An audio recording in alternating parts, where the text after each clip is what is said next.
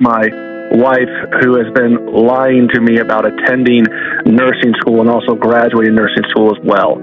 I don't know if you want me to give you some backstory. Yeah, tell me some more about this one. Looks like she dropped the program about this time last year, and she has not gone back since.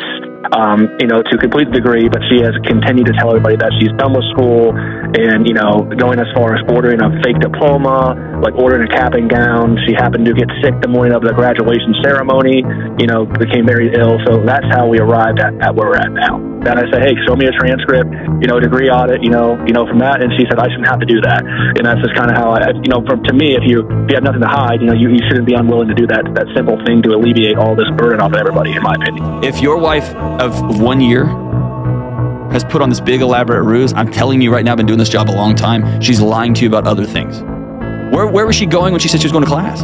She would leave and go somewhere, and then now, lo and behold, she would just be around the school area and just maybe sit in the parking garage for 2 hours. I mean, that's what I think happened. Bro, this is not well.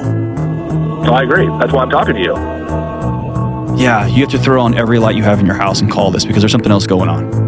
Right. If she got in a car and drove and sat in a parking garage for 2 hours. That's what I'm assuming she did. I was busy working and stuff like that. Let me put it this way. Are you 100% sure she's making this up?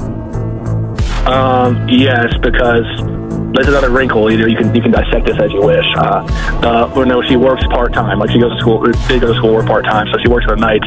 At one time, her laptop was left open, and I went into her school email, and she hasn't sent a school email in almost a year.